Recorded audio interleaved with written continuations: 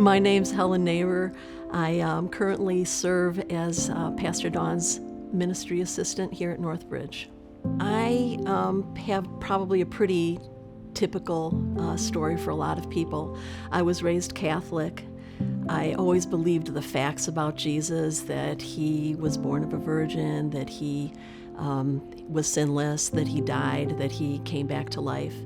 But it wasn't until I was older in high school that I actually understood that applied to me in a different way, that it wasn't just facts, that it was something that God wanted for me, that a personal relationship with Jesus was possible. I got married pretty young, had kids young-ish. We did a lot of church hopping. I felt like I never really belonged in a lot of ways, so I eventually just stopped going to church for a few years, at least a couple years, until God finally said, yeah, that's enough. Stop feeling sorry for yourself or whatever you're feeling, and you need to get back into church. And Northridge was actually, I think, the first church I came to about 11 years ago.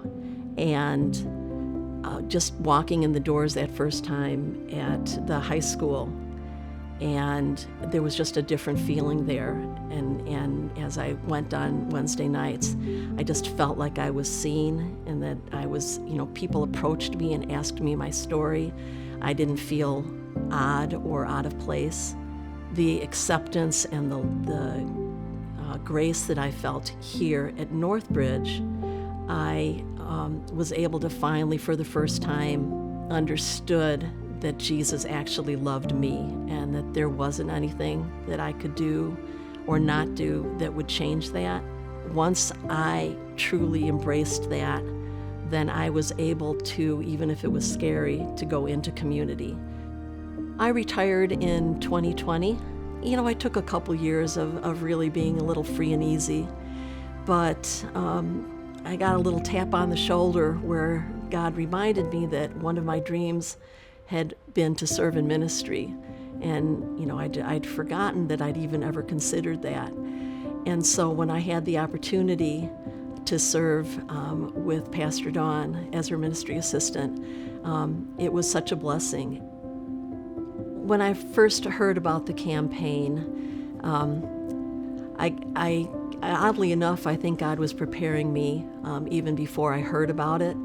I take a couple times a year to go over my spending and my giving and my savings plan. And the last time I did that, before I heard about the campaign, I had a very distinct impression that God was kind of wondering why I was saving more than I was giving, especially at this point in my life. And so I prayed about that, made some adjustments.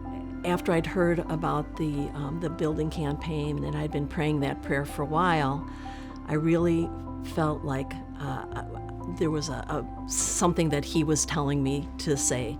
Don't make decisions based on fear that the Lord won't provide.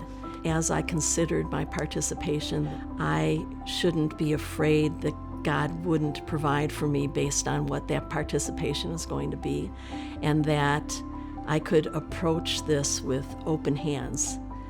You take what you need from me, and I'm not going to hold on and keep that. I want to use my resources, whatever they are.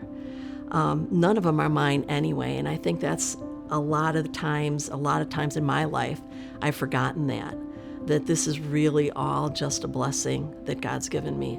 I would caution us to not think in terms of only money, that our generosity can be in so many other ways, that there's so many other avenues where we can be generous, so that at the end of 3 years, we have a whole lot of volunteers doing a whole lot of things. One of our things that we're really concentrating on is to handing the baton to the next generation. And that presupposes that there's a baton that the older generation has to hand off.